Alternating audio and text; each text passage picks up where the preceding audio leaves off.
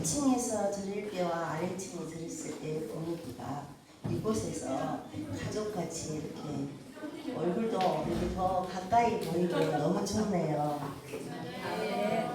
불편함도 있지요. 네, 불편함도 있지만 또 다른 이렇게 앞뒤로 얼굴도 마주보면서 시간을 보내는 거.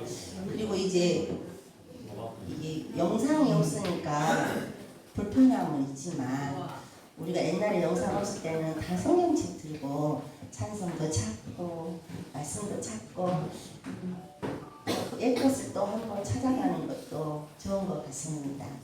오늘 또 성령 하나님 늘 함께 하시고 찬양으로 문을 열어보도록 하겠습니다. 기도로 시작하겠습니다. 좋으신 하나님 감사합니다. 우리 흥동 성북교회 또 2층 공사로 인해서 아래층에서 이렇게 사랑하는 우리 성도님과 함께 아름다운 교제의 시간과 찬양의 시간 그리고 말씀으로 풍성히 되는 귀한 시간을 갖게 하신 하나님께 감사합니다. 더 아름다운 성전에서 우리가 더 아름답게 드려지기를 소망하며 불편함도 기쁨으로 받아들이며 오늘 또 저희가 먼저 찬양으로 오늘의 하루를 엽니다. 우리의 찬양을 주님이 기뻐 받아주시고 찬양을 드릴 때마다 성령 하나님이 이곳에 함께 하셔서 우리가 뜨겁게 주님을 찬양하는 귀한 시간 되게 하여 주시옵소서. 감사합니다. 예수님 이름으로 기도드립니다. 아멘. 자, 오늘 첫 찬양은 191장입니다.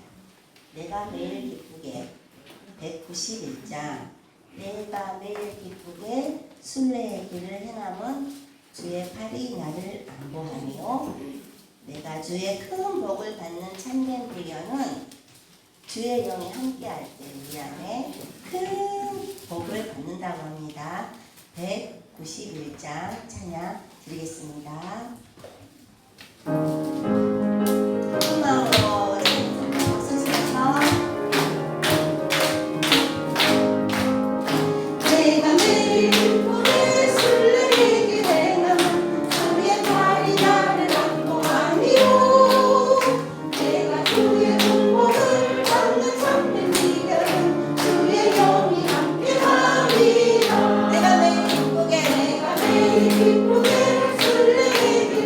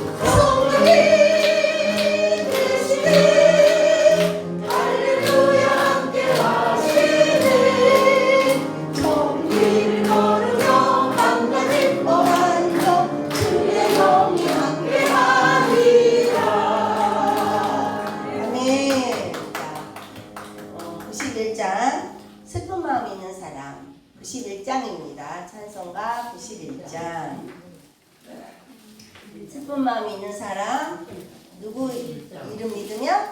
예수 이름 믿으며 영원토록 변함없는 기쁜 마음 얻으랍니다. 91장 91장입니다. 자, 함께 찬양 드리겠습니다.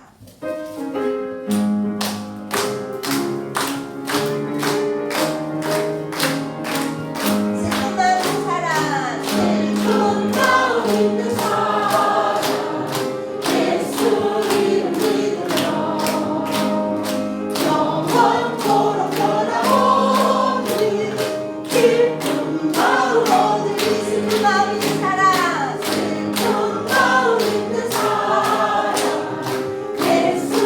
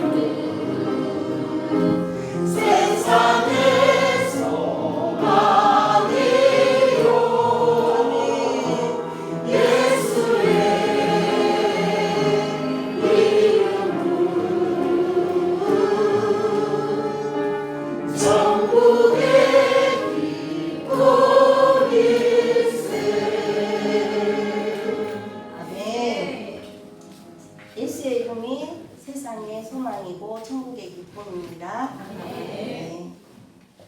오늘 다음 찬송은 495장 가을입니다. 가을이면 그 곡식을 거두어야 합니다. 저희가 11월 30일은 무슨 주일이죠? 세 분밖에 말씀을 안 하시네요. 11월 30일은 무슨 주일이죠? 세상주일입니다. 한 사람씩 다 전도하신 분 잘 들으세요.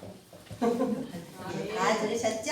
자, 익은 곡식 거둘 자가 없는 이때에 누가 가서 거둘까? 누가 가서 거둬야 되죠? 네, 홍동 서북교회 우리 성도님들 다 거둬서 하나님 앞에 복받는 저희 모든 성도님들 다 되시기를 소망합니다. 495장 익은 곡식 거둘 자가 없는 찬양 드리겠습니다.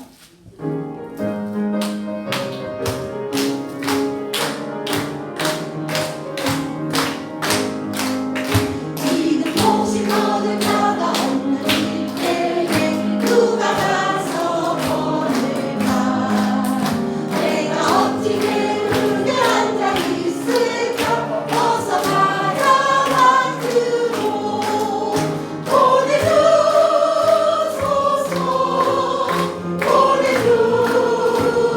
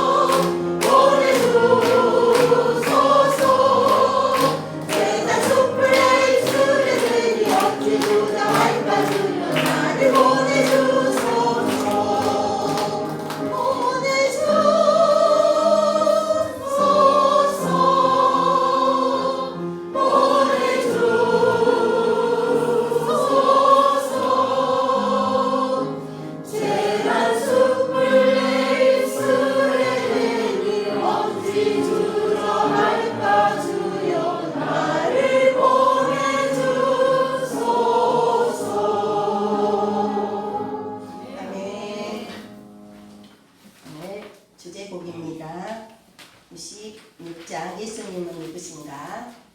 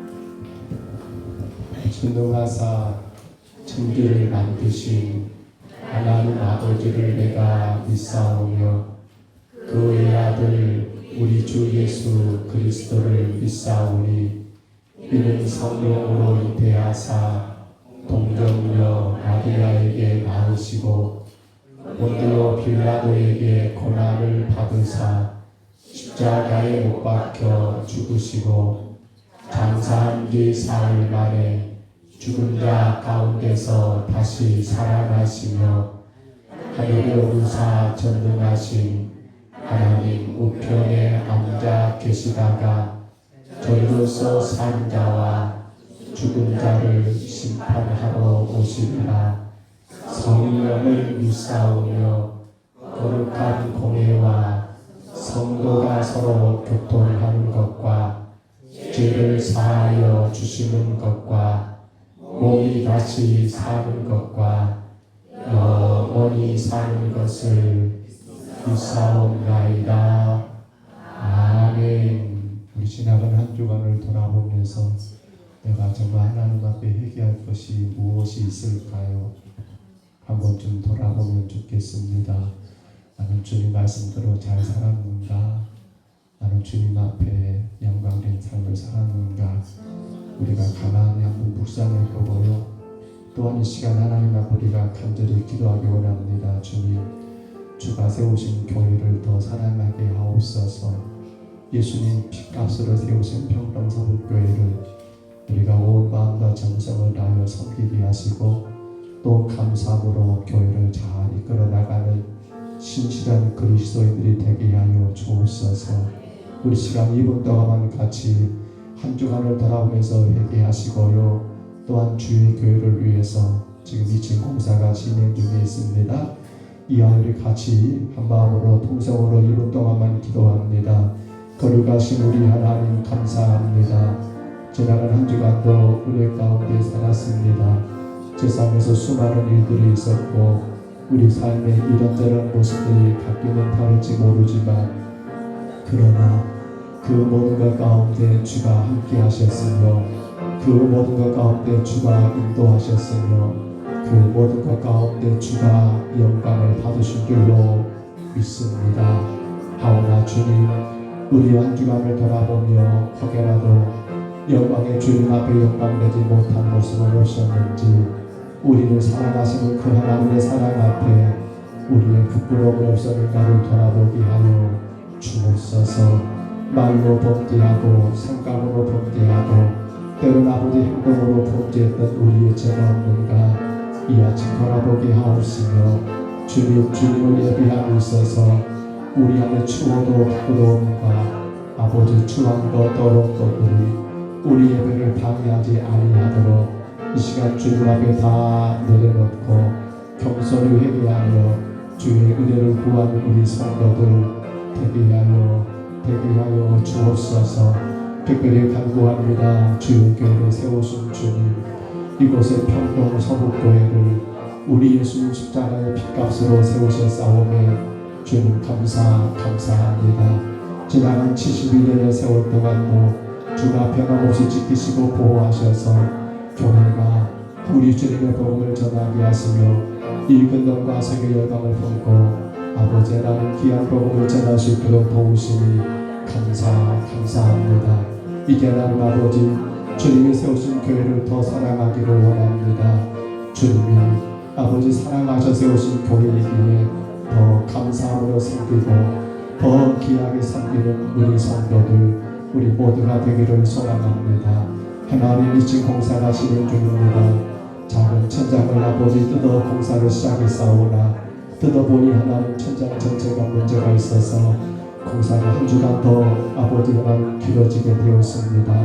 성령님 일들을 감당할 수 있도록 도우시고 정말 안전하게 일이 진행되고 우리 하나님 깨끗하게 모든 공사가 하나님 끝날 수 있도록 도우시며 아버지 다음 주에는 아버지 하나님 새롭게 당장한 아버지 2층 본당에서 우리 원 성도들이 추수감사 예배로 아버지 소리엘과 더불어 하나님 찬양과 나눔의 예배로 하나님께 드릴 수 있도록 복을 내리어 주옵소서. 우리 이웃들을 초청하여 하나님 귀한 감사를 될 수 있도록 또한 다스려 주옵소서. 오늘도 예배합니다. 모든 심령들을 기억해 주시고 저들 안에 큰 복을 주시옵소서.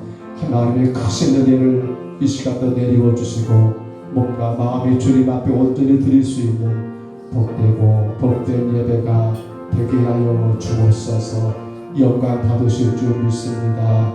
주님의 나라만 세워지게 하여 주시옵소서.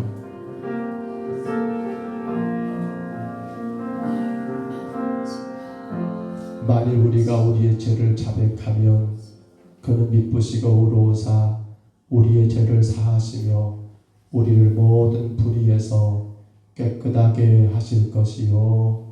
아멘. 일어나지 않겠습니다. 자리가 불편해서 우리 찬송가 8장 찬양할까요? 자리 앉으셔서 찬송가 8장입니다.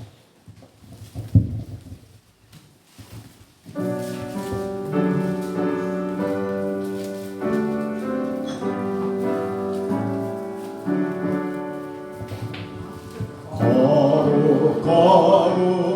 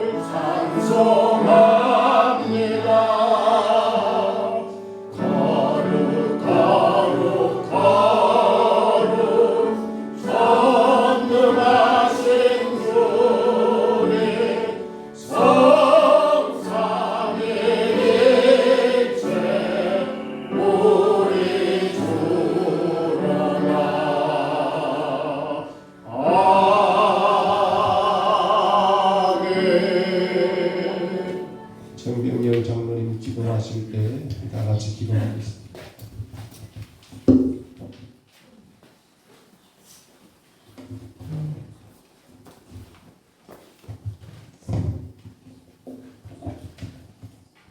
거룩하신 하나님 아버지, 오늘도 주님의 날에 허락하여 주시고 하나님께 예배드리게 하시니 감사함을 드립니다.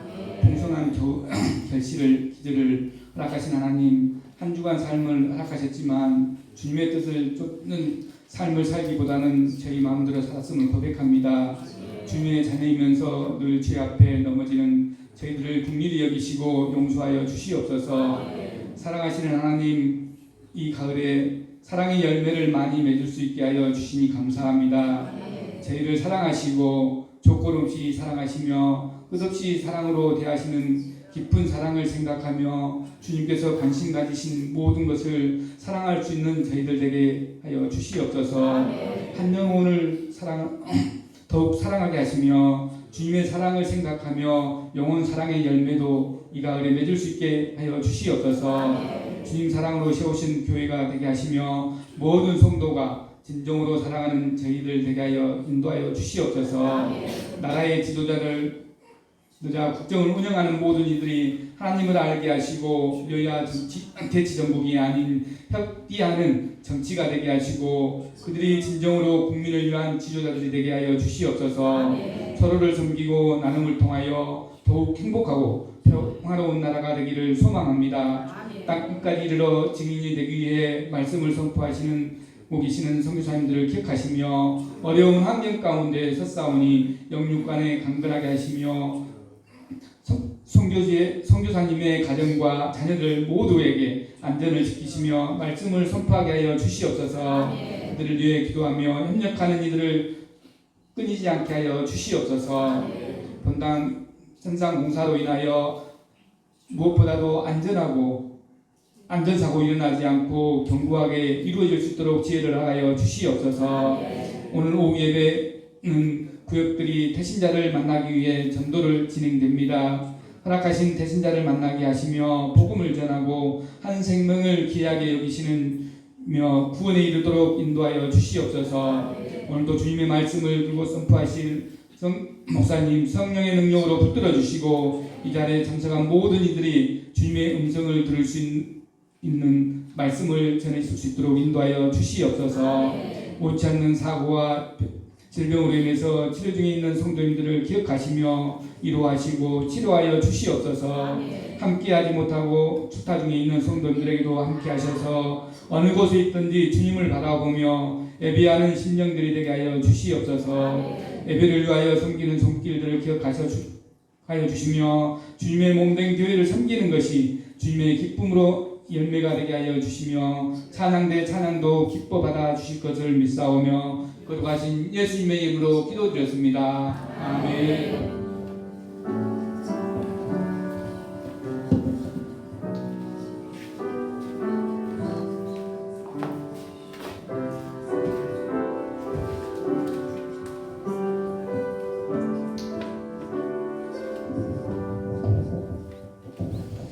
우리 하나님 말씀 시편 51편 10절로 17절까지 말씀만 같이 봅니다. 구약성경 시편 51편 10절부터 17절까지 말씀입니다.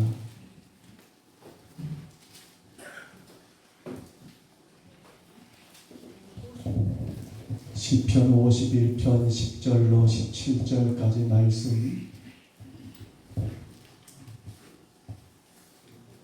구약성경 시편 51편 10절로 17절입니다. 우리 말씀 같이 받습니다.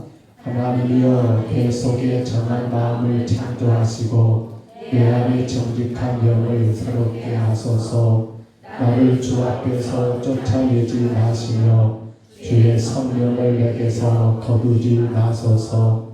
주의 구원의 즐거움을 내게 회복시켜 주시고 자원하는 심령을 주사 나를 붙드소서.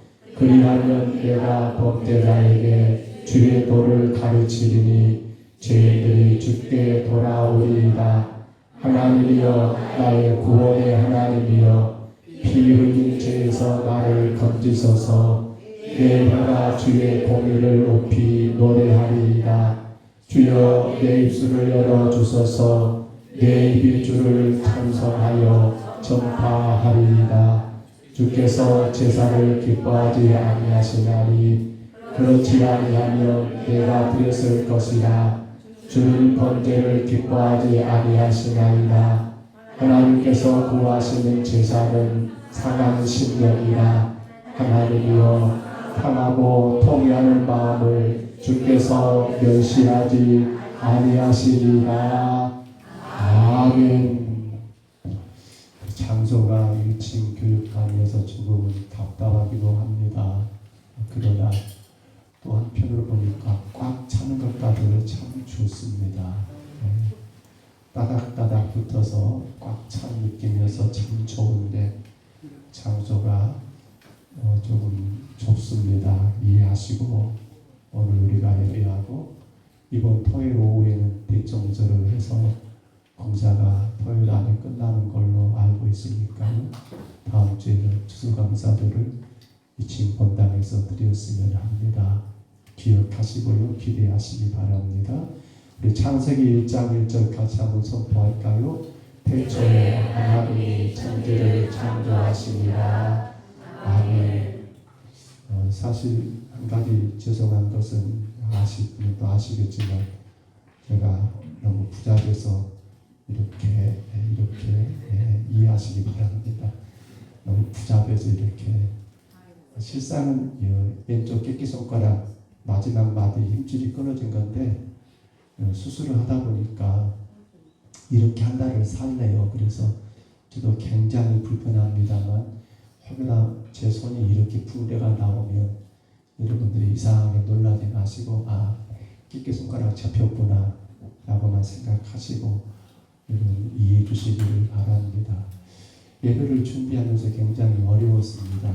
그렇지 않아도 타자를 잘못 치는데 두 손가락이 아니라 한 손으로만 독수리를 치려고 하니까 얼마나 어려운지 몰라요. 그거 치면서 제가 마음 가운데 그런 마음 들더라고요. 이 말씀 잘 전해서 성도들이 은혜 받았으면 참 좋겠다. 성도들이 목사님이 한 손가락으로 이 타자를 모두 쳐가지고 이렇게 태블릿으로 보고 있는데요. 여러분 주보도 그냥 만들린 거 아니에요. 제가 그 단손을 친 겁니다. 제발 버리지 마세요. 제가 이거 만드느라고 엄청나게 고생을 합니다. 두 손도 아니고 한 손을 해가지고 그 점 여러분 양해해 주시고 또 그 마음 가운데 오늘 말씀을 같이 나누시고 정말 말씀 가운데 하나님이 우리에게 요구하신 것들을 잘 받아들였으면 좋겠습니다.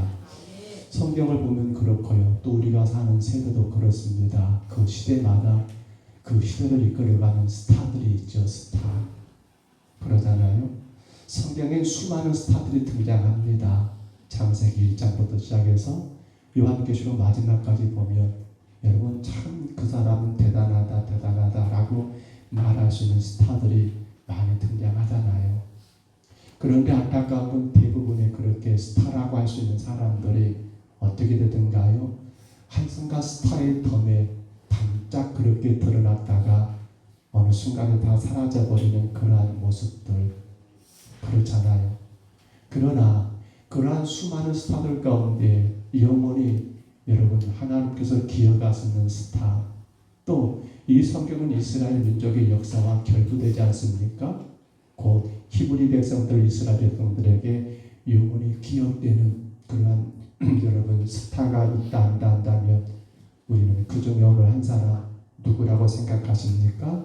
이 시편을 기록했던 다윗이 그 한 사람이 아닐까 우리가 생각해 보게 됩니다.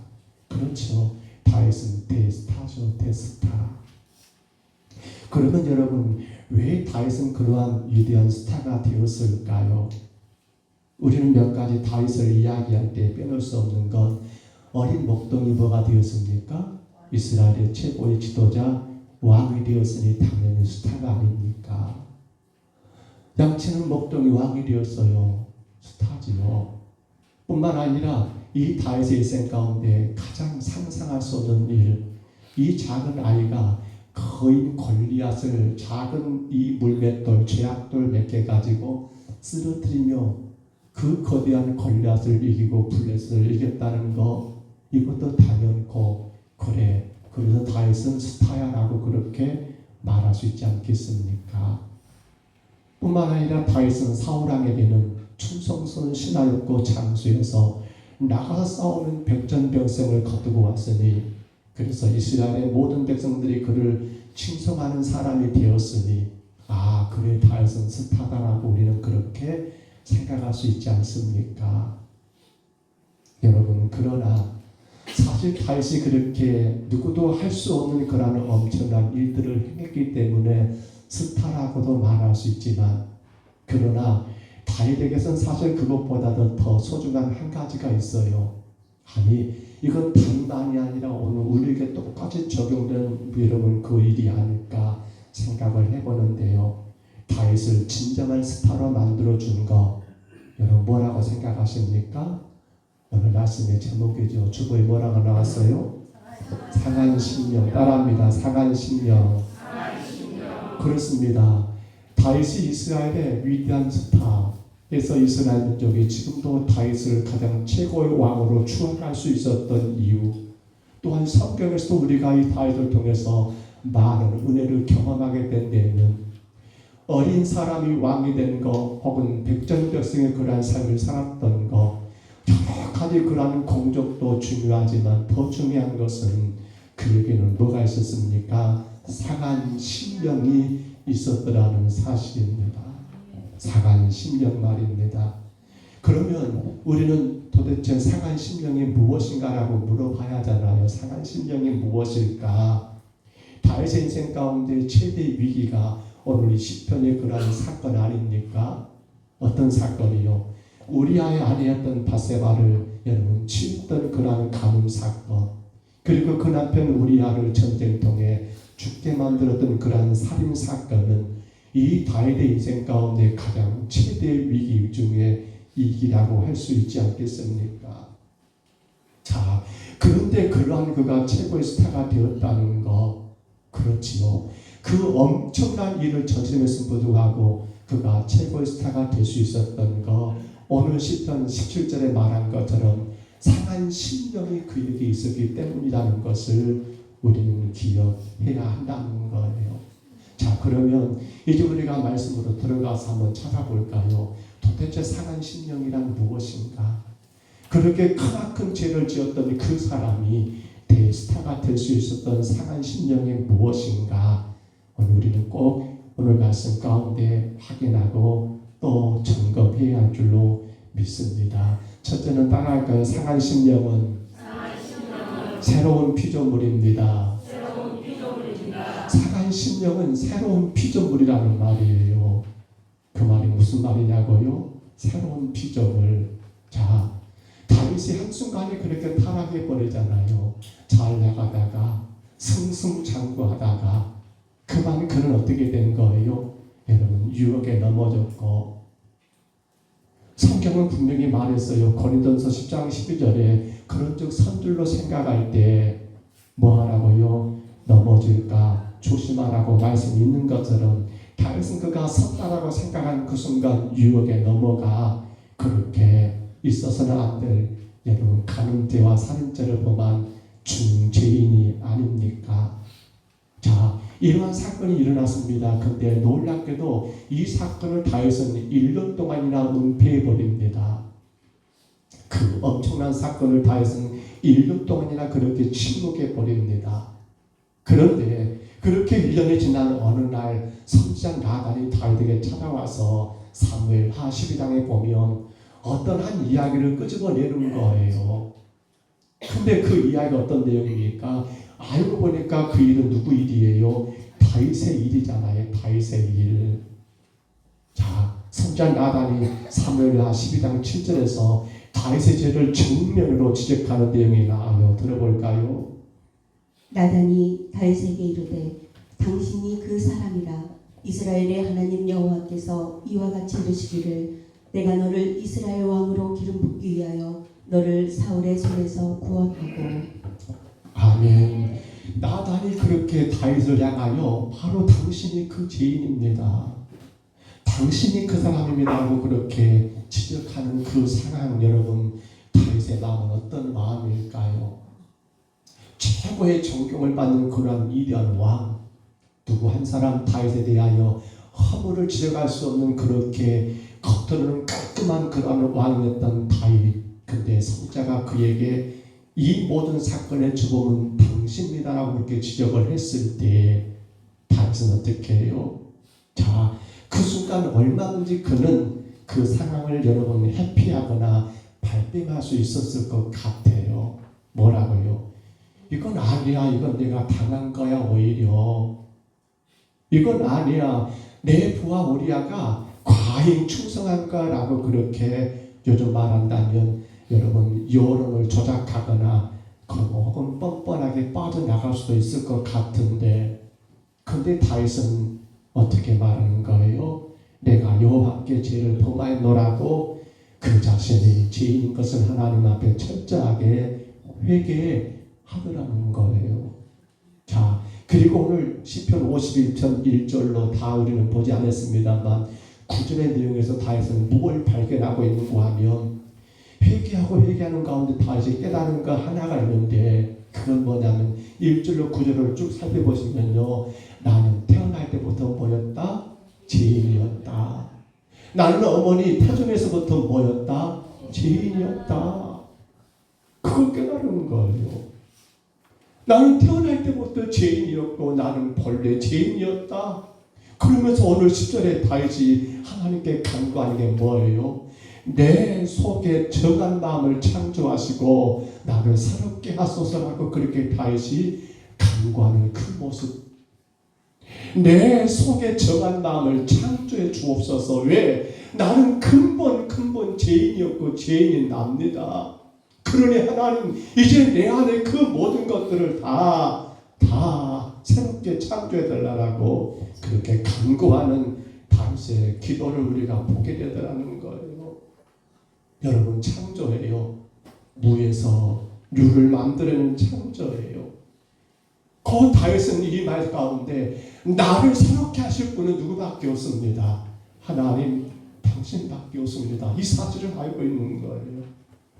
나 자신의 힘으로는 내가 도무지 나 자신을 제어할 수가 없고 나 자신의 능력으로 내가 도무지 이 모든 것들을 이길 만한 힘이 없다는 것을, 나는 모든 것의 제로라는 것을 그렇게 인정하고 있는 그런 다윗의 고백이에요. 어느 한순간도 주가 도우지 않으시면 나는 절대로 그 죄 가운데 벗어날 수 없는 그러한 연약한 존재라는 것을 고백하는 다윗의 고백이더라는 거예요. 그의 인생이 꼬이고 또 꼬여서 죄인 될 수밖에 없는 나 자신인 것을 다윗이 인정하고 있더라는 거예요. 다윗은 자기의 실체를 볼 때 절망할 수밖에 없었습니다. 왜? 태어날 때부터 나는 죄인이었으니까. 그러면서 하나님께 구하는 게 뭐예요? 나를 새롭게 창조해 달라. 새로운 피조물로 나를 만들어 주시라고. 이게 뭡니까? 이게 바로 상한 신념이라는 사실이에요. 상한 신념. 우리는 상심한다는 말을 씁니다. 이 말과 같은 것 같아요. 근데 조금 달리 생각해야 합니다. 우리가 여러분 혹은 어떤 상처를 받는 게 있어요. 상처를 받는 건 어떤 그릇으로 비교해본다면 상처받은 건 뭡니까? 그릇에 금이 갔다든지 아니면 그릇을 잘못 떨어뜨려서 그렇게 깨져버린 것을 우리는 상처받았다라고 말할 수 있을 것 같아요. 그런데 상한 심령은 그게 아니에요. 어떻게 돼버린가요? 그릇이 도무지 그 그릇이 어떤 모양이었는가 형체를 알아볼 수 없도록 그렇게 산산조각나면 바싹 깨져버려가지고 이거 짜 맞출 수 없는 그렇게 마치 가루처럼 돼버린 그것이 뭐란 말입니까? 상한 심령이라는 거예요. 나 완전히 바닥, 나 완전히 다 싹 깨져가지고 이게 뭐였는가, 이게 어떤 그릇이었는가 도무지 찾아볼 수 없는 그 흔적 그릇 흔적을 찾아볼 수 없는 가루와 같은 거, 그게 지금 상한 심령이라는 거예요. 근데 놀라운 건 그렇게 가루가 돼버리는 그런 상한 심령을 어때요? 누군가가 모아가지고 다시 반죽을 해요. 그 깨져버린 산산조각 나가지고 도무지 형체를 알아볼 수 없는 그 그릇을, 그 가루를 누군가가 여러분 긁어 모아서 반죽을 해가지고 어떻게 해요? 전혀 다른 새로운 그릇으로 만들어 가고 있고 빚어지고 있는 것이 뭐란 말입니까? 이게 바로 상한 심령이라는 거예요. 누구에 의해서 말입니까? 하나님에 의해서 내 인생에 새롭게 빚어지고 있는 그 그릇. 그렇기 때문에 절대적인 소망을 가지고 있는 게 상한 심령이에요. 아, 내가 죄인이야, 나는 끝났어, 그렇게 낙심하고 절망으로 있는 것이 아니라 나를 새롭게 빚으시는 그 하나님의 능력과 그 하나님을 의지하는 가운데 여러분 절대적인 소망을 품고 있는 그러한 상한 심령, 그 인생이 비참한 여러분 그 최종적인 결과물이 아니라 날마다 하나님이 나를 새롭게 빚어가고 계신다는 것을 깨닫는 게 바로 뭐란 말입니까? 오늘 다윗의 상한 심령이었다는 거예요. 사랑하는 성도 여러분, 우리 삶 가운데 혹여라도 이런저런 것들로 인해서 내가 연약함으로 혹은 내가 할 수 없어서 절망에 처하는 그런 상황이 혹 우리에게 있는가 모르겠어요. 야, 나는 그렇게 해봐도 안 되더라. 도무지 내 인생에는 답이 없다라고 그렇게 생각하는 분이 계실까 모르겠어요. 그러나 여러분, 그러한 나를 누가 하나님이 여전히 사랑하셔서 새롭게 나를 빚어가고 있는 중이라는 걸 우리는 깨달아야 합니다. 왜요? 어떻게 말입니까? 우리 고린도후서 5장 10절 한번 들어볼까요? 그런즉 누구든지 그리스도 안에 있으면 새로운 피조물이라. 이전 것은 지나갔으니 보라 새 것이 되었도다. 아멘. 자, 새로운 피조물이래요. 누구 안에 있으면요? 그리스도 안에 있으면. 따라합니다. 예수님 안에 있으면 새로운 피조물입니다. 그래요. 다윗은 자기 자신이 어머니의 태중부터 시작해서 그 인생의 모든 게 짓뿐인 것을 나중에 깨닫게 되고, 그러나 하나님께 나를 새롭게 창조해달라고 상한 심령으로 고백함으로 이제는 그 하나님이 날마다 자기를 빚어가는 새로운 피조물의 삶을 살게 된 것처럼 오늘 우리도 마찬가지예요. 때로는 감당할 수 있는 그 시련도 역경도 있을 수 있어요. 그런데 중요한 것은 오늘 저와 여러분이 누구 안에서, 예수 그리스도 안에서 철저하게 절망하면 돼요. 누구 안에서요? 예수 그리스도 안에서 말입니다. 우리가 예수 그리스도 안에서 철저하게 낙심하면 돼요. 예수 그리스도 안에서 말이에요. 우리가 예수 그리스도 안에서 철저하게 괴로워하면 돼요. 우리가 예수 그리스도 안에서 철저하게 후회하면 돼요. 예수님 안에 그냥 나 자신이 절망하고 나 자신이 낙심하고 나 자신이 괴로워하고 나 자신이 후회하는 것이 아니라 예수님 안에서 내가 괴로워하고 예수님 안에서 내가 낙심하고 예수님 안에서 내가 절망하고 예수님 안에서 내가 후회하게 되면 어떻게 되고 있는 거예요? 그 순간 나를 하나님이 새로운 피조물로 그렇게 빚어가게 되더라는 거예요. 야, 모든 게 끝났어, 안 돼, 이제는 다 끝났어 라고 자포자기하는 게 아니라, 그러나 내 삶이 이렇게 힘들지만 나는 예수님 안에 있으니까, 예수님 내 삶이 이래요, 나 그래서 낙심되고, 나 그래서 실망되고, 나 그래서 원망되고 불평돼요 라고 주 앞에 고백하며 기도할 때, 여러분, 우리는 놀랍게도 우리 주님이 나를 그 순간 새롭게 빚어가고 있더라는 사실이에요. 여러분, 오늘도 여러분의 삶이 새롭게 빚어지기를 축복합니다. 새로운 피조물로 지금도 하나님이 나를 만들어가고 계심을 여러분 느끼시기를 축복합니다. 그러기 위해서는 뭐가 필요합니까? 상한 심령이 돼야 한다는 거예요. 또 둘째로 상한 심령으로 따라갈까요? 상한 심령은 즐거운 사명자입니다. 상한 심령은 즐거운 사명자이라. 모든 사람들이 세상을 살아갈 때요, 그만한 이유가 있지요. 어떤 삶을 선택함에 있어서는 그로 인해서 얻게 될 즐거움이 있잖아요. 내가 이것이 있고 이것이 있는데 이걸 택함으로 해서 내가 얻어지는 그 즐거움이 크기 때문에 이걸 택하지 않습니까? 사실은 제 개인적인 일입니다만 주보에 광고도 냈습니다. 내일부터 저희 강산 지찰 교육자에서 2박 3일로 저희도 가을 수양회를 떠납니다. 근데 제가 많이 고민되더라고요. 왜? 아니, 팔은 이 모양 돼가지고 가기 어딜 가? 교회 공사는 뜯어보니까 여기저기 더 많이 문제가 돼서 커져가지고 다음 주까지 공사가 진행되는데 가긴 어딜 가라고 그렇게 마음 가운데 정리하게 되었었어요. 근데 그렇게 제 마음 가운데 정리하고 있는데 어떤 분이 그런 말을 하더라고요. 뭘 말하냐면, 선이야 앞으로 한 달 이상 이렇게 돼야 하는데 그렇지요. 그런다고 집에만 계신다고 해서 그 선이 더 나아진 것도 아닐 것이고, 어떤 분의 말이에요. 물론 교회 공사가 목사님 계시면 더 좋겠지만 장님들도 계시고 목사님 안 계신다고 해서 일이 잘못될 일도 없지 않느냐라고 말씀하시면서, 해서 제 마음 가운데 어제 저녁에 그렇게 주보를 만들면서 결정하기를, 그래, 가자.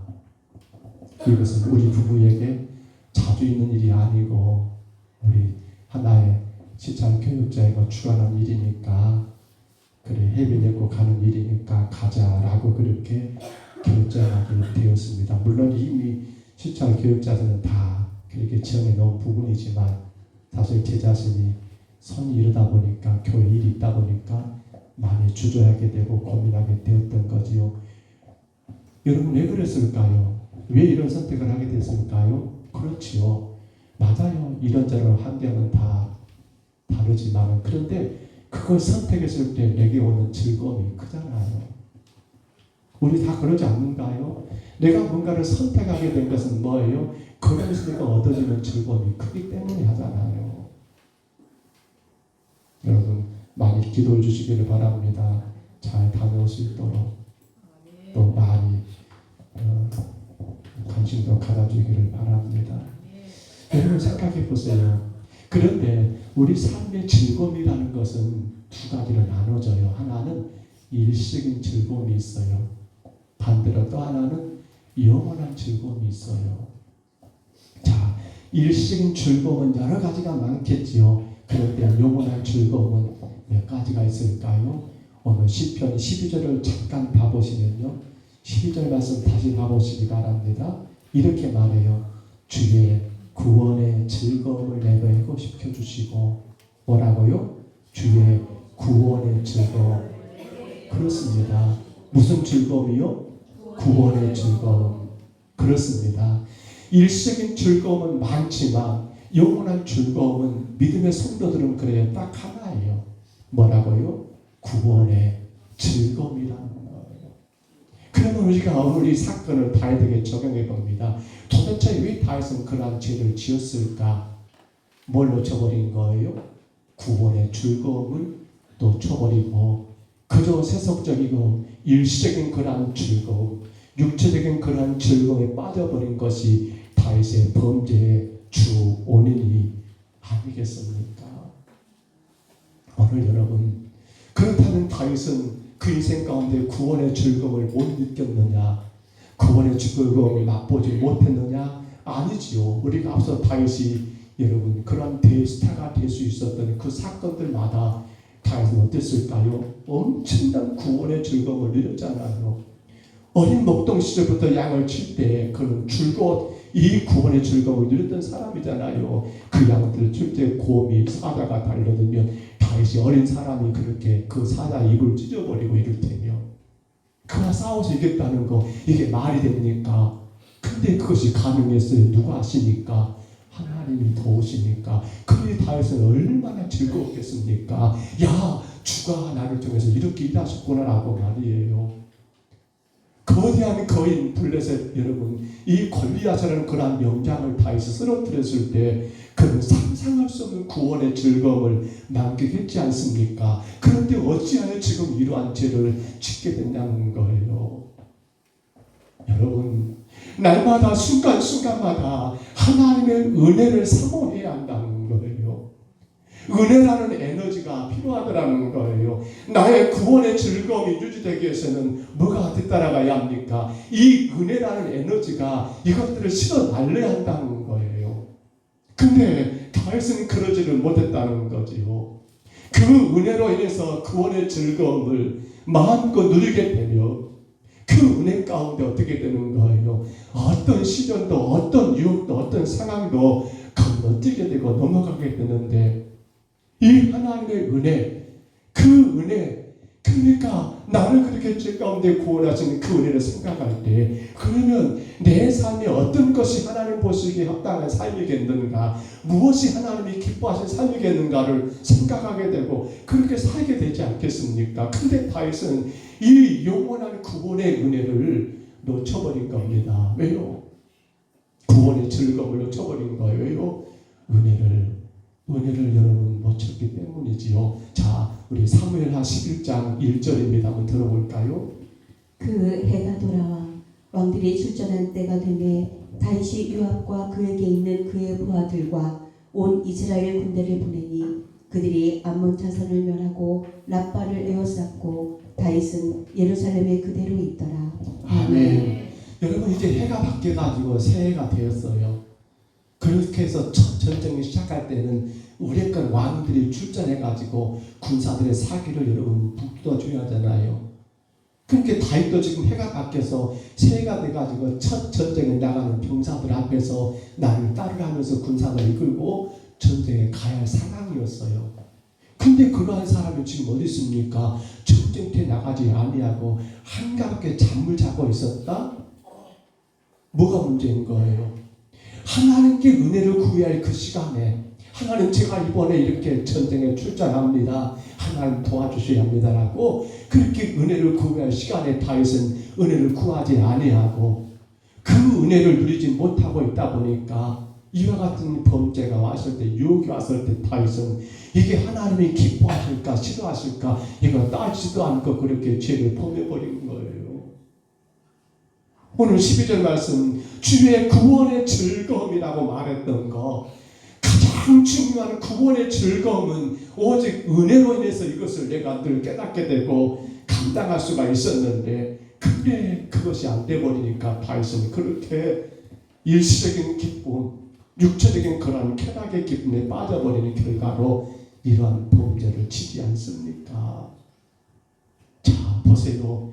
이제 그렇게 구원의 즐거움을 누렸던 다윗이 12절에 이어서 말하기를 자원하는 심령을 주사 나를 붙드소서라고 말을 해요. 자원하는 심령이란 말은 다른 말이 아니라 즐거운 마음으로 감사한 마음으로 하나님이 기뻐하신 일을 삶을 살기를 원하는 그런 말이에요. 누가 말입니까? 구원의 즐거움 가운데 있을 때요 주가 내게 허락하신 일들이 재미가 있어요. 구원의 즐거움 가운데 있는 성도들은요 주가 내게 맡긴 일들을 감당할 때요 감사가 있어요. 근데 구원의 즐거움이 사라져버리면 어떻게 돼요? 주가 맡긴 일들이 굉장히 부담스러워요. 그거 꼭 해야 하는가? 그거 하지 않으면 안 되는가? 교회가 뭐 그런 까지 해야 하는가? 왜 그 말이 나올까요? 구원의 즐거움이 내게 넘쳐날 때는요 그것이 아무런 문제가 안 돼요. 근데 그게 어느 한순간 딱 사라져버리면 어떻게 돼요? 하나부터 10까지가 피곤해져요. 실망스럽게 되고 낙심하게 되고 절망하게 되고. 오늘 여러분, 그래서 오늘 다윗이 구원의 즐거움을 회복해 달라고 기도하면서 자원하는 심령을 달라고 했던 그 이유, 왜요? 오늘 보면 우리가 읽었던 13절, 14절 그리고 15절을 보면 하나같이 외치는 게 뭐예요? 영혼 구원의 사명이거든요. 복음 전도자의 사명이거든요. 그러니까 하나님이 나를 제 가운데 구원하셨으니 이제는 내가 기쁨으로 즐거움으로 감사함으로 하나님 맡기신 일들을 내가 행하기를 원합니다. 그 일이 뭐란 말입니까? 바로 영혼 구원을 위한, 바로 하나님이 내게 맡기신 귀한 사명을 즐거운 사명자로 살기를 그렇게 간구하고 있는 것이, 이게 바로 상한 심령의 모습이더라는 거예요. 교회는 전도라는 위대한 숙제를 안고 있습니다. 우리는 숙제가 전도지요. 근데 이게 왜 그렇습니까? 이게 가능해요. 누구에게는요? 구원의 즐거움 가운데 있는 성도들은요, 그게 얼마든지 가능해요. 내가 전도할 수 있어서 감사하고요. 뿐만 아니라 이 구원의 즐거움 가운데 있는 성도들은 어떻습니까?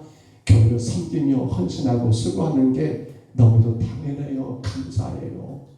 초대교회 스테반 집사만 한번 생각해 볼까요? 여러분, 우리 사도행전 7장 60절입니다. 잠깐 들어봅니다. 무릎을 꿇고 크게 불러 이르되 주여 이 죄를 그들에게 돌리지 마옵소서. 이 말을 하고 자니라. 아멘. 스테반의 돌에 맞아 죽어가고 있어요. 근데 스테반은 그때 기도해요. 뭐라고요? 하나님이여 이 죄를 저들에게 돌리지 말아라. 이게 가능할 일입니까? 나를 향해 돌배를 던져가지고 내가 머리 맞아서 피가 터지고 있고 흐르고 있는데, 이 정도가 얼마나 심했으면 죽잖아. 이것 때문에 내가 죽어가면서도 그들을 용서하고 하나님께 그들을 위해서 복을 빌 수 있다는 거예요. 이게 어떻게 가능해요? 이게 어떻게 가능해요? 그렇죠. 구원의 즐거움. 오직 날마다 그 은혜로 말미암아 내가 구원의 즐거움으로 가득할 때 어떻게 되는 거예요? 그 무엇보다도 내가 그렇게 할 수 있어서 감사하게 되고, 하나님이 내게 맡겨준 그 사명을 즐겁게 감당할 수 있는 삶이 되지 않겠습니까? 그게 바로 오늘 다윗의 상한 심령의 기도였더라는 사실이에요. 오늘 사랑하는 여러분, 우리 안에 상한 심령이 있게 되면요, 어떻습니까? 주님이 내게 맡긴 사명을 감당하는 게 즐겁습니다. 주님의 교회를 섬기며 봉사하고 헌신하는 게 즐겁습니다. 우리는 이거 꼭 기억하셔야 합니다. 하나만 더 생각할까요? 상한 심령 따라합니다. 상한 심령은 하나님께 제사입니다. 오늘 보면 16절 보시면 주께서는 제사를 기뻐하지 아니하시나니라고 그렇게 말을 했습니다. 이 말씀을 문자적으로 우리가 오해해버리면, 야, 하나님이 제사를, 예배를 기뻐하지 않는다라고 그렇게 이해할 수 있는 그런 내용이에요. 그러나 이 말은 그런 말이 아니죠. 하나님은 어떤 예배를 기뻐하지 않는다고요? 형식적인 예배. 그렇죠. 거짓된 예배를 기뻐하지 않는다는 말이었지, 하나님의 예배 자체, 제사 자체를 싫어한다는 말은 결코 아니더라는 거예요. 그런데 성도 여러분, 아니 도대체 왜 하나님은 모든 게 다 갖추신 분이 왜 우리 인간에게 제사를 받으시기 원했을까? 그렇죠. 하나님 부족한 게 없는 분 맞잖아요. 하나님 모든 게 주인이니까 절대로 여러분 염려할 것도 없는 분 맞잖아요. 근데 왜 하나님이 당신의 백성들에게 제사를, 예배를 드리라고 했냐는 거예요. 이유는 간단합니다. 뭐가 부족해서 하나님은 우리 예배를 받으신 건 아니에요. 구약으로 말하면 뭐가 부족해서 하나님이 구약의 이스라엘 백성들이 짐승을 들여서, 제물 들여서 제사 드리는 것을 원하신 게 아니라, 이유는 간단합니다. 하나님이 우리와 함께 있기를 원하셔서고요. 또한 더 나아가서는 우리를 사랑하셔서라는 사실이에요. 더 가까이에서 우리를 만나고 싶으시고 더 크신 사랑을 우리에게 베푸시기를 원해서 하나님은 당신의 백성들에게 제사를, 예배를 원했더라는 거예요. 그러면 우리는 다윗이 이러한 범죄를 지었을 때 하면 다윗은 제사를 안 드렸을까요? 아니죠. 그때 다윗은 여전히 제사를 지냈어요. 그러니까 오늘 본문에서 말한 16절의 말씀이 뭡니까? 16절의 말씀 그 내용이죠. 주께서는 제사를 기뻐하지 아니하시나니. 왜요? 다윗의 제사가 어떤 제사였단 말입니까? 다윗이 하나님께 드렸던 그 당시 예배가 어떤 예배였을까요? 그렇습니다. 마땅히 그렇게 드릴 수밖에 없는 예배였던 거예요. 당연히 그렇게 왕이니까 왕의 격식에 맞게끔 당시 다 다르거든요. 왕은 왕에 맞게끔 짐승을 제물로 바쳤던 거예요. 그러니까 다윗의 예배는 어떤 예배였습니까? 형식적인 예배였어요. 정말로 감사하고 기쁨이 넘친 예배라기보다도 너무도 당연하게 그렇게 드렸던 그러한 일상의 예배였어요. 마땅히 그렇게 해야 할 만한 그러한 예배였어요. 또 왕으로서 갖춰야 할 그러한 의무감에 드렸던 예배였다라는 것이 우리가 16절 말씀을 통해서 깨닫게 되지 않습니까? 이는 우리 신약으로 넘어와서 요한복음 4장에 나타난 여인, 바로 사마리아 수가성 여인의 예배도 마찬가지였어요. 그러니까 그 여인이 대낮에 물기로 나오잖아요. 왜 그렇게 삽니까, 인생을? 남편이 5명 있었고 지금 남편도 자기 남편 아니 나가지 않습니까? 왜 그 인생을 삽니까? 왜 사람들 눈 피해가면서 그렇게 그 뜨거운 한낮에 물기로 나올 수밖에 없었습니까? 어찌 보면 이 여인은 어떤 예배를요? 그렇습니다. 의무감의 예배를 그래 그렇게 드리지 않으면 안 되니까 그렇게 형식적인 예배를 그렇게 예배를 드렸던 여인이 아닙니까? 그런데 그러한 여인의 인생이 회복이 됩니다. 어떻게 말입니까?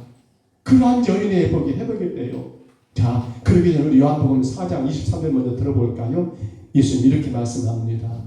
아버지께 참되게 예배하는 자들은 영과 진리로 예배할 때가 오나니 곧 이때라. 아버지께서는 자기에게 이렇게 예배하는 자들을 찾으시느니라. 아멘. 왜 예수님이 여인에게 이 말을 했을까요? 여인의 삶이 불행했던 것은 그가 남편 5이 있고 지금도 지 남편 아닌 걸 이것이 아니에요. 사실은 그 인생이 그렇게 초라하고 무너지던 가장 큰 이유는 하나님 앞에 올바른 예배, 하나님이 원하시는 예배가 안 됐다라는 사실이에요. 그래서 주님은 그에게 말합니다. 영과 진리로 예배해야 한다는 것을 말하는 거예요. 참되게 예배하는 자들을 찾는데 그 예배가 뭐냐? 영과 진리로. 자기 어떤 의무감이나 자기 어떤 그런 노력으로 자기 그 어떤 것으로가 아니라 철저하게 성령으로 철저하게 진리신 주님께 나를 맡겨드리는 그런 예배를 그렇게 요구했던 거예요. 그래서 그 이후에 여인의 삶이 어떻게 달라졌던가요? 그 여인이 여러분 물동이를 풀어두고 동네방네 뛰어가면서 외칩니다. 와서 보라, 이가 바로 그리스도가 아니라고 그렇게 말했던 건 뭐 때문이에요?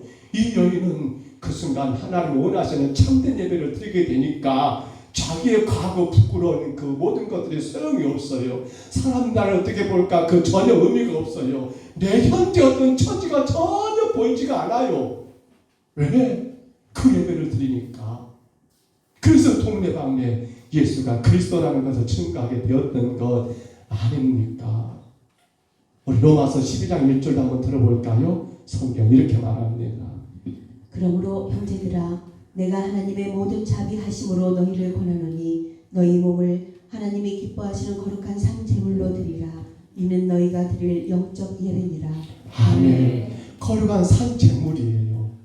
아까 앞에서는 영과 진리로 말했죠. 그러니까 나 자신이 완전히 부서지고 누구만 바라보는 거예요? 주님만 바라보는 거예요. 나 자신을 완전히 다 내려놓고 철저하게 그 주님만 의지하는 거예요. 우리가 오늘 예배드려요. 지금 이 시간 비록 장소가 이러하지만은 근데 이 예배가 어떤 예배가 되어야 합니까? 나의 그 어떤 생각, 나의 삶의 그 어떤 문제, 내 어떤 환경, 어떤 것을 내가 얽매이지 아니하고 나를 완전히 제로로 만들어버리고 내 삶의 모든 것들을 주님께 맡기고 주님을 의지하는 그 예배가 오늘 하나님 우리에게 원하시는 예배요. 그 예배가 진정 뭡니까? 상한 심령의 예배요. 그 예배자는 어떻게 되는 거예요? 세상에서 그 어떤 것이 내 삶의 문제가 되지를 않더라는 거예요. 오늘 여러분 우리는 적당히 그저 환경 따라, 상황 따라, 기분 따라, 분위기 따라 그렇게 예배 드리면 안 돼요. 그 예배 백날 드려봤자 어떻습니까? 내 인생 안 달라져요. 사실은 내 인생 달라지지가 않아요. 아니 목사님, 그러면 그렇게 예배하면 내 인생 달라집니까? 예, 달라집니다. 왜요? 여러분의 상황이 달라진단 말이 아니에요. 여러분의 환경이 달라진단 말이 아니에요. 뭐가 달라져 버립니까? 그 모든 것들을 주님께 맡게 되니까 더 이상 그것이 여러분의 발목을 잡지 않아요. 여러분의 삶에 그것이 더 이상 고통거리가 느껴지지 않아요.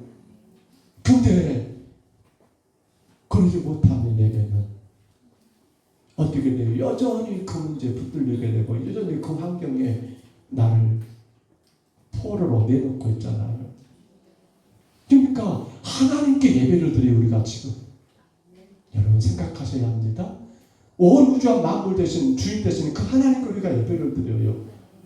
우리의 인생의 생사화복을 주관하신 그 하나님께 예배를 드려요. 우리의 모든 것들을 가능케 하시는 그 하나님께 예배를 드려요. 근데 예배 드리고 나서 삶에 내가 변화가 없다 한다면 뭐가 문제인 거예요?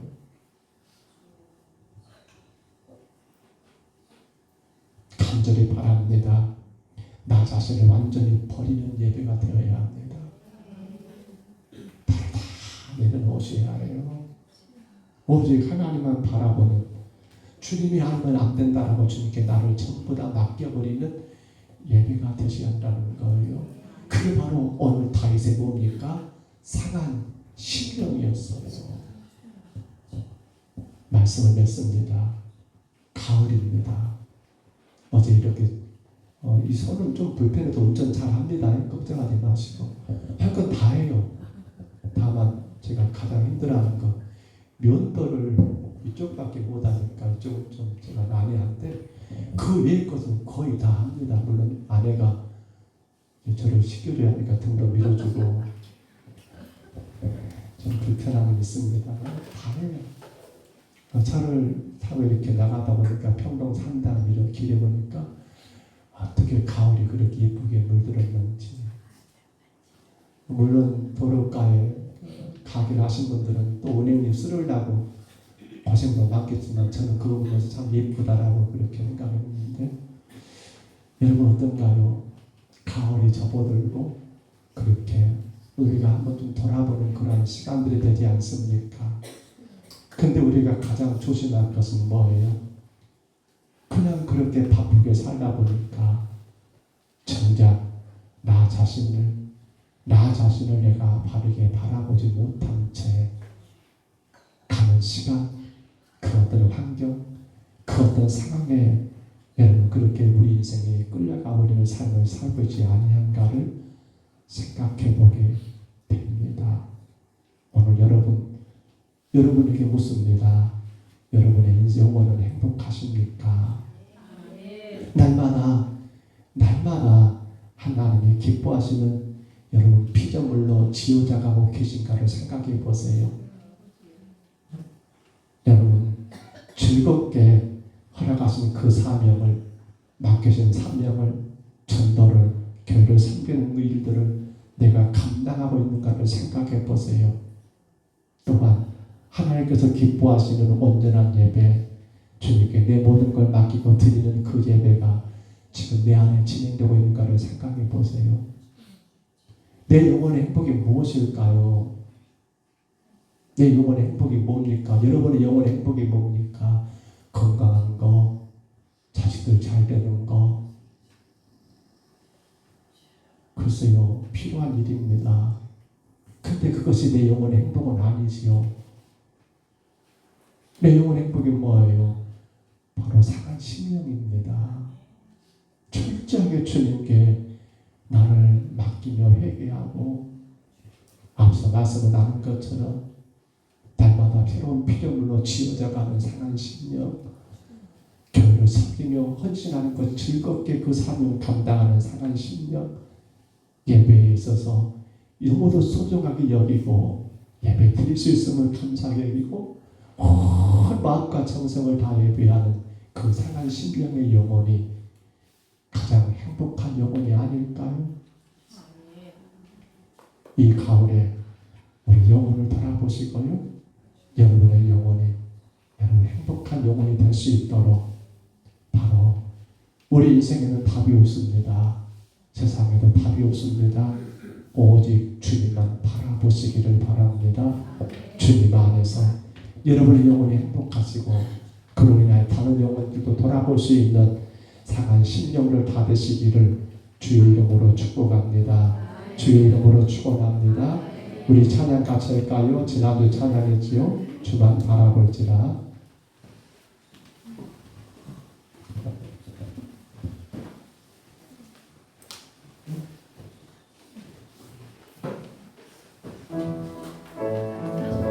하나님의 사랑을 사모하는 자, 하나님의 평안을 바라보는 자,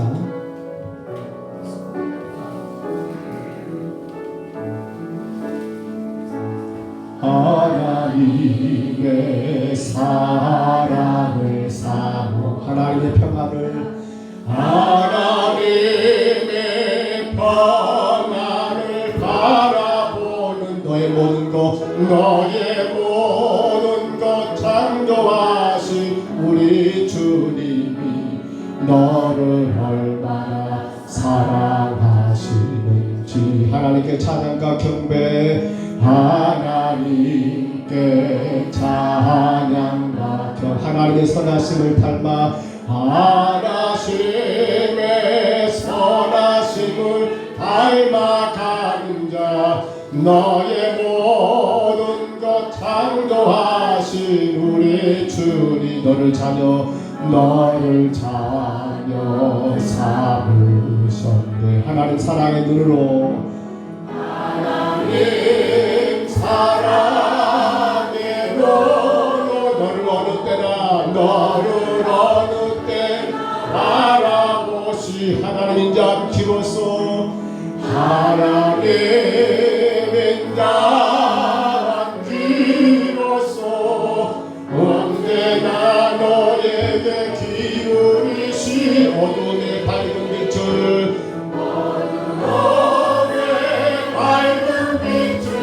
너의 작은 신음에도 너의 작은 신음에도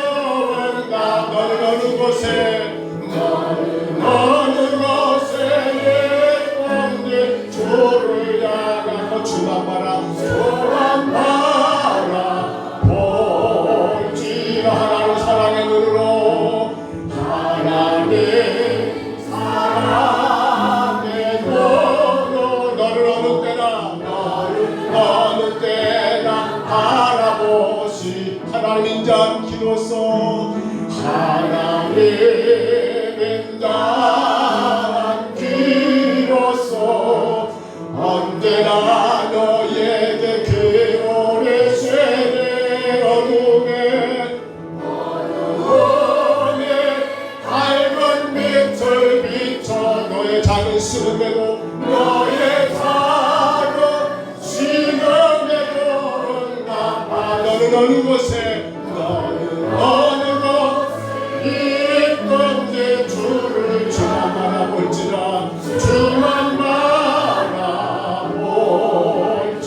우리 다 같이 한번 기도합니다. 하나님, 내 영혼이 행복한지, 이 가을에 내 영혼이 주님 안에 귀한 은혜를 누리고 있는지, 왜 다윗이 그렇게 크나큰 죄를 지었습니까? 그러면 어떻게 다윗이 이스라엘의 대스타가 될 수 있었습니까? 바로 상한 심령입니다. 우리에게 죄가 없어서 행복한 건 아닙니다. 우리가 모든 게 완전하고 완벽해서 행복한 것도 아닙니다.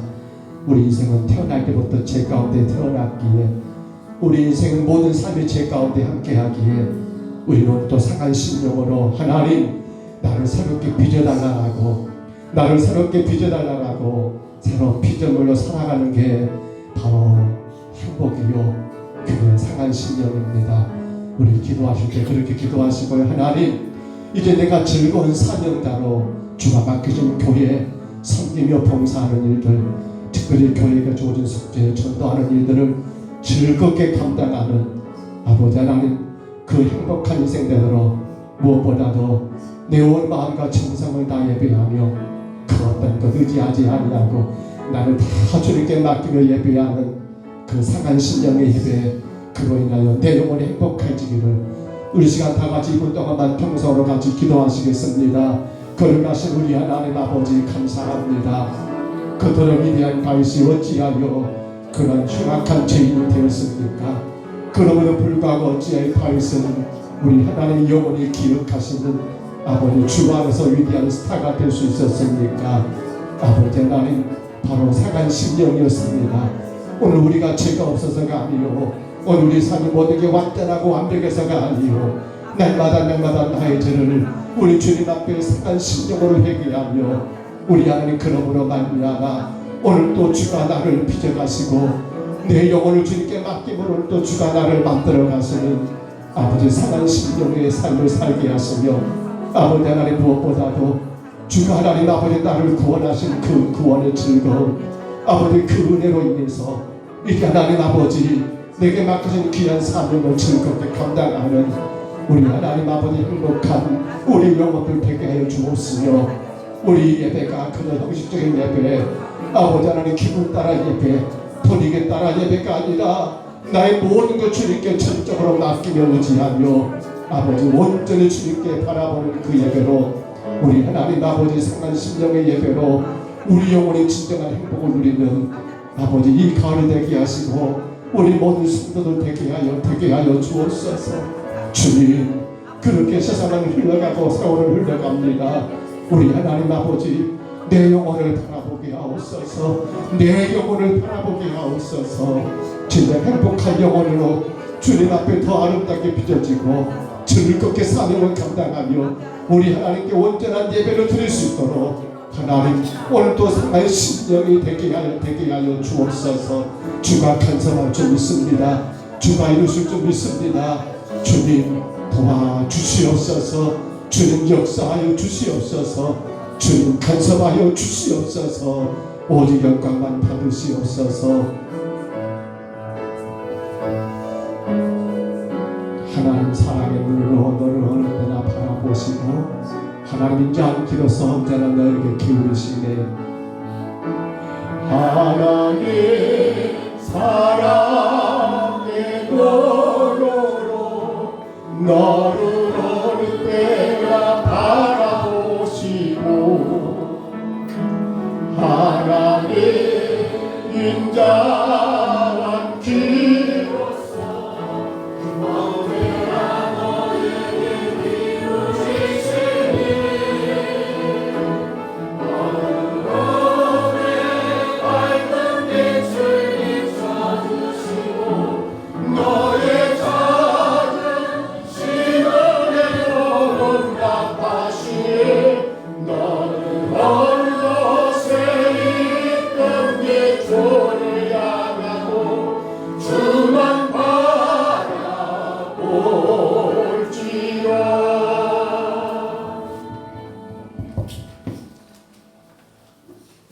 옆 사람과 같이 인사하겠습니다. 하나님은 당신을 사랑하십니다. 새생명 초청주일 12월 30일입니다. 하나님께서 허락하신 귀한 생명들을 초청하여 예배를 함께 하시기 바랍니다. 추수감사주일은 25년도 추수감사주일입니다. 소리엘과 함께 드리는 감사 예배로 은혜가 충만한 시간이 되시기를 기도하시기 바랍니다. 추수감사 강단 장식, 금년에 수확한 농수산물이나 과일 등을 가지고 아름답게 적극적으로 꾸며주시길 바랍니다.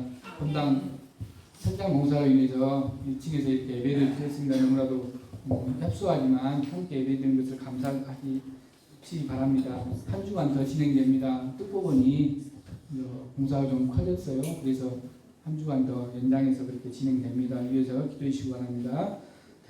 태신자 집중전도 오늘 오후 예배 후에 각 구역별로 나누어서 진행됩니다. 모든 성도님들 다 참여해서 진행할 수 있기를 바랍니다. 4분기 전도대 29일 토요일 오전 10시 교회에서 모여서 기도하고 출발하게 됩니다. 대청소 15일 이번 주 토요일입니다. 오후 2시에 교회 청소를 합니다. 광산시작 교육자회가 가을 수양회 내일부터입니다. 12일까지 제주도에서 갔습니다. 위해서 기도해 주시기 바랍니다. 이상입니다.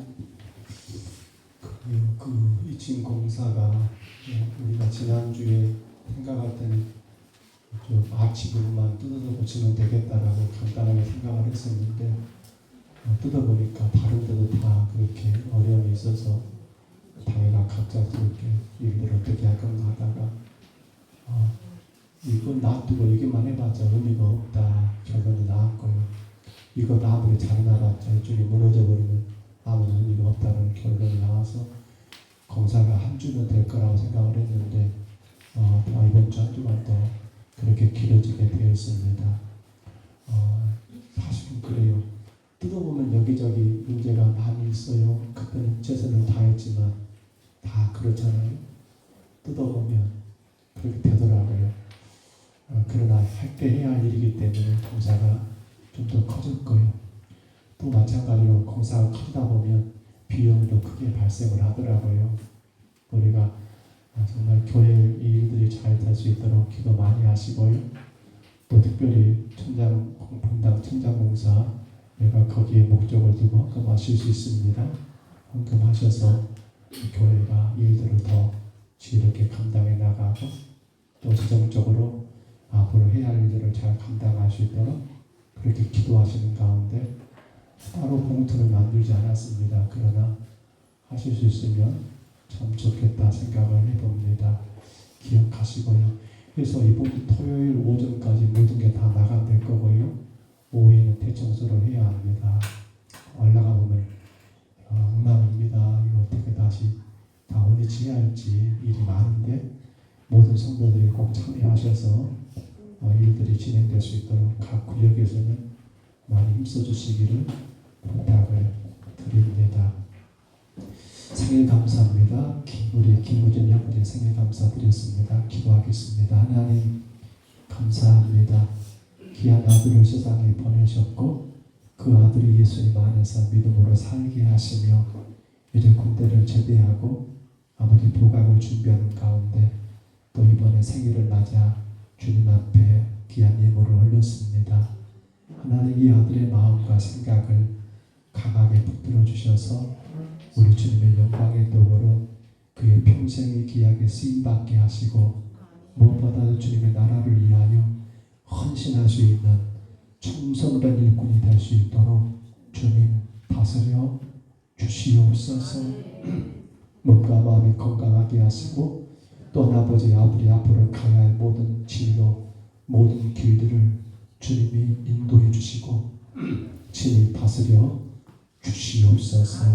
많은 사람들에게 주님을 자랑할 수 있도록 아들의 인생을 축복해 주시며 주님만의 영광을 받으시옵소서. 우리 하나님 아버지 오늘 또 예배하며 우리의 몸과 마음을 드리고 우리의 작은 물질을 주님께 올려드려 싸우니 이 귀한 물질이 주님의 나라와 영광을 위하여 바르게 사용되게 하시고 주님의 선한 뜻만 나타나는 데 쓰여질 수 있도록 주님 다스려 주시옵소서. 어려운 때 우리 성도들의 생업을 주님이 강하게 간섭해 주시고 하나님 금년 가을에도 풍성한 계절 풍성하게 추수할 수 있도록 주여 모든 일들마다 복을 내리워 주옵소서. 함께 하심을 감사하옵고 예수님 이름으로 간절히 기도하옵나이다. 아멘. 우리 자리가 협소합니다만 축복성 같이 찬양할까요? 옆에 계신 분 앞에 마주보고 계시고 우리 생일하는 우리를 축복해 주시고요. 축복합니다. 주님의 이름으로 축복합니다. 축복합니다. 주님의 사랑으로 주님의 이곳에 모인 거룩한 자녀 이곳에 모인 거룩한 자녀에게 주님의 기쁨과 주님의 사랑이 충만하게 넘치도록 God bless you. God bless you. God bless you. 축복합니다. 축복합니다. 주님의 사랑. 우리 옆 사람을 우리 생일 받은 우진님을 우리 새롭게 나오신 오랜만에 나오셨습니다. 우리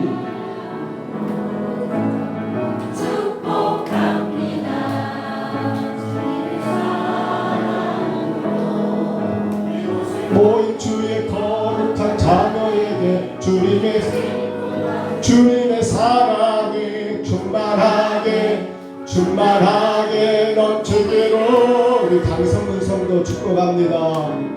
God bless you. God bless you. 축복합니다. 축복합니다. 주님의 사랑으로 축복합니다. 이제는 우리 구주 예수 그리스도의 은혜와 우리 하나님 아버지의 사랑하심과 성령의 이루하시며 교통하심이 이 가을에 나의 영혼의 행복한가를 돌아보며 아버지 상한 심령으로 날마다 주가 원하시는 피조물로 지어져가고 상한 심령으로